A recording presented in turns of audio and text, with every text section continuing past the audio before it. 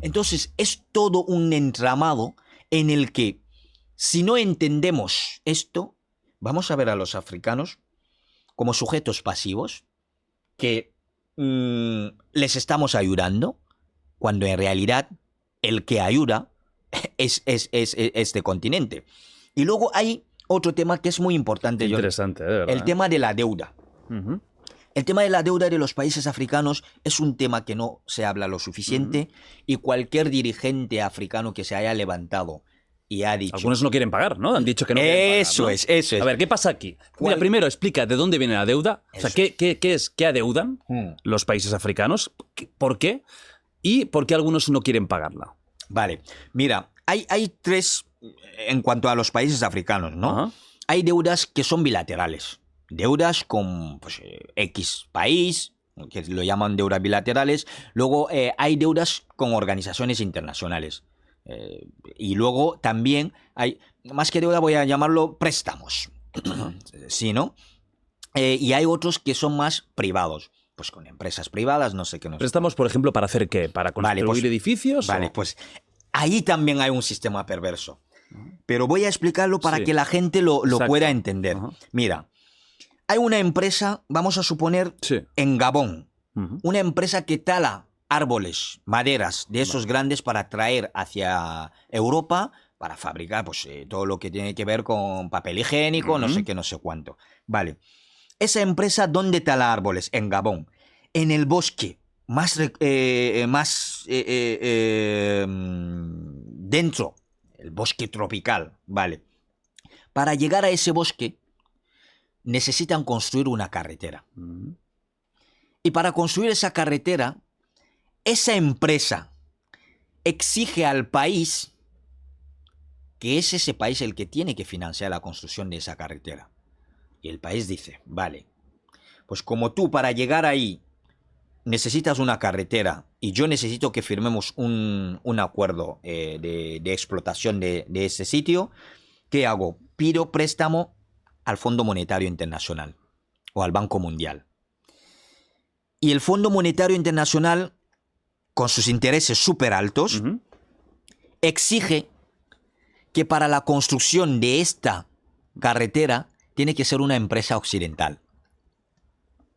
Entonces, ¿qué hace el Fondo Monetario Internacional? Da el dinero a esa empresa. ¿Quién paga? El país africano. Y el dinero sirve para construir esa carretera. Y una carretera donde ¿quién transita? Otra empresa claro. occidental para talar árboles y traerlo a Europa. ¿Quién se queda pagando esa deuda? El país africano. Ese es como una de las partes de cómo se contrae. Pero antes de esto, los países africanos, a día de hoy, están pagando deudas que sirvieron para colonizarles. Me explico. Durante la época, cuando las metrópolis gestionaban esos países, se endeudaron muchísimo en nombre de esos territorios. Y una de las condiciones en los acuerdos de cooperación con los países africanos, una de las condiciones que puso, por ejemplo, Francia, era que, bueno, para darnos la independencia, para acceder a hablar, una de las cosas es que tenéis que pagar la deuda. La deuda que ahora mismo hay, tenéis que pagarla. Deuda que había provocado el país. Que había provocado el país Francia. Europeo. Eso es. Es decir, hay países africanos que se ven obligados a pagar una deuda de la que no saben ni siquiera de dónde salió. Se hipoteca el futuro de muchas generaciones de africanos de esta manera. Entonces, ¿qué hacen los dirigentes africanos? Algunos dicen, mira, yo no lo voy a pagar. Lo siento muchísimo. Día que dices que no vas a pagar, pues no vas a durar ni un telediario. Van a atacarte. Hombre. Ha habido asesinatos. Ha habido. El caso más sonado es el caso de Tomás Sankara. Tomás Sankara, en un encuentro en la sede de la Unión Africana, le decía, camarada presidente, un discurso muy famoso, camarada presidente, de verdad os digo, que hagamos un bloque y vayamos a decir que no vamos a pagar la deuda porque no la podemos pagar. Pero yo no lo puedo hacer solo, porque si lo hago solo, asegurados de que en la siguiente cumbre yo no estaré allí. Y fue como una profecía. No llegó a la siguiente cumbre de la Unión Africana, de Organización de la Unidad Africana. Como Tomás Sankara, muchos otros. El caso de Haití es muy conocido. Haití, que fue la primera república negra independiente, una de las primeras repúblicas independientes en América Latina y los Caribes, también.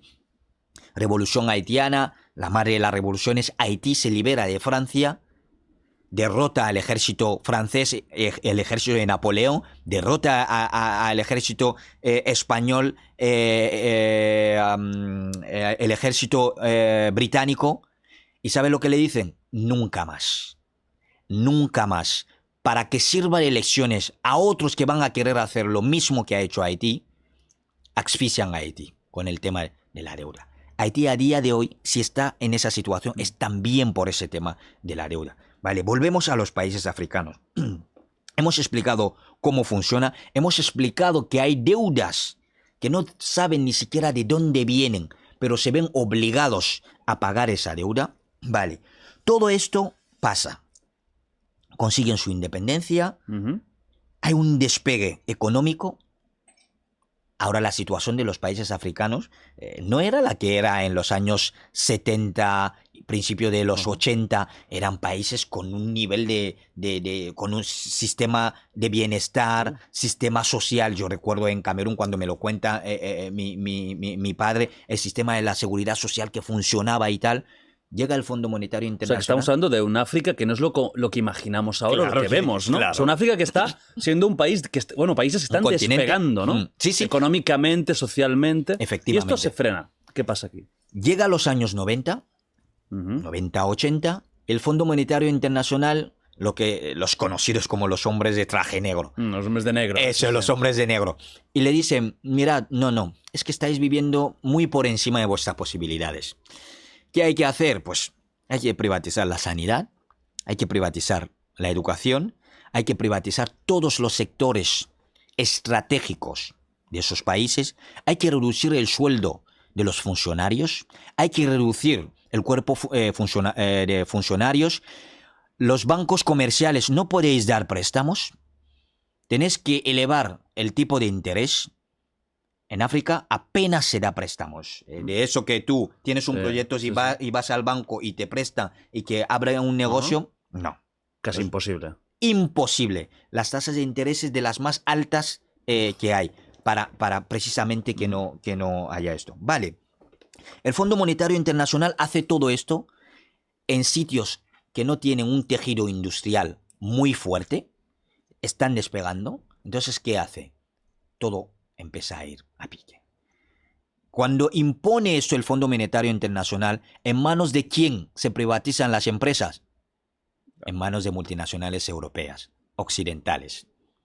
Es decir, después de la Segunda Guerra Mundial, cuando en la conferencia de Bretton Woods se decide crear el Banco Mundial y el Fondo Monetario Internacional, el pacto era: vosotros estadounidenses controláis el Banco Mundial y nosotros europeos controlamos el Fondo Monetario Internacional. Entonces vamos con nuestras herramientas, esas dos herramientas, a imponer la regla de juego en el mundo. Y la regla de juego que solo nos beneficiará a nosotros. Por eso se creó también la Organización Mundial del Comercio. La Organización Mundial del Comercio, ¿a quién beneficia? A los de siempre, a Occidente. Entonces se crea el Fondo Monetario Internacional y el Fondo Monetario Internacional no le importa inyectar dinero en esos países, os endeudan, pero con condiciones drásticas. ¿Quién sufre? La población de esos países. Y tú, para que haya creación de un tejido industrial en un país, aparte de proyectos que vienen de fuera, inversiones que vienen de fuera, tiene que haber una vía para que la gente pueda pedir préstamo, la gente pueda tener proyectos. Emprender. Eso es, el emprendimiento. Pero, aún así, hay sectores industriales muy fuertes que no pueden funcionar con microcréditos. En África lo único que se permite son microcréditos. Hablamos de industrias que necesitan millones, Claro. y millones y cientos de millones para empezar. Efectivamente. No hay ninguna obra gigante en los países occidentales que no ha sido a través de préstamos. No hay ninguna. Pero ¿qué pasa? Es más fácil que vaya Estados Unidos o que vaya Francia a pedir préstamo, que se le dé a Francia. Y ojo, la deuda de Francia, la deuda externa de Francia o la deuda externa de los Estados Unidos es mayor, con crece, que la deuda de todos los países africanos juntos. Entonces, si yo soy Francia y estoy endeudado hasta la tranca, y los países africanos que apenas tienen, si se compara con otros países, vengo y te pido un préstamo, lógicamente, ¿a quién se lo darías? ¿Al que tiene la deuda menor, hasta arriba, claro, o pues al que tiene la deuda menor? Pero en el sistema internacional no funciona así. Francia, a pesar de sus deudas, tiene más facilidad para levantar fondos que los países africanos. Y no podemos hablar de desarrollo si no puedes levantar fondos. No podemos. Y ojo, hay países que han levantado fondos y lo han invertido en proyectos desastrosos, que la lista es así.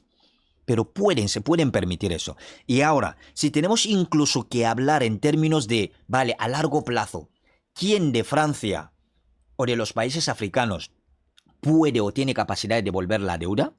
Si tenemos en cuenta que para devolver una deuda miramos el tejido productivo, es decir, la mano de obra, África es el continente más joven. Una gran parte de la población africana es joven de 35, 30 años, ¿no? La población francesa o la población europea envejece. Está envejecida, sí, sí. Claro. Entonces, si tenemos que mirar incluso desde esa lógica, ¿quién tiene más posibilidad de currar y devolver la deuda o el préstamo cuando se endeuda entre esos dos? Pues África. Y nos preguntamos, ¿por qué no se presta dinero a los países africanos y se le pide, por otra parte, o se sorprende de que África no se esté desarrollando? Ningún país, hasta los Estados Unidos, que está endeudado hasta la tranca, los Estados Unidos, para desarrollar ciertos sectores, ya sea privado o público, necesita pedir préstamo para poder realizar esto. Y los préstamos, tanto privados como de las organizaciones internacionales o bilaterales, son cosas que están en manos de Occidente. Entonces, debemos llegar a esto. Durante la pandemia hubo voces que se levantaron diciendo hay que condonar la deuda, hay que condonar la deuda. Es importante porque fueron unas deudas injustas, vuelvo a decir, injustas, o para construir algo que va a servir a Europa para explotar ahí, o fueron deudas coloniales y muchas veces incluso fueron deudas en los que, si tú eres amigo mío, presidente de un país africano, tienes proyecto de no sé qué, da igual, yo te doy dinero, yo sé que vas a hipotecar el futuro de esos jóvenes y yo voy a ir a coger materias primas y voy cogiendo. Y esto es lo que hizo que los países africanos, que llegó un momento en el que piden préstamo en el mercado internacional y nadie se lo da. Y como nadie se lo da, viene China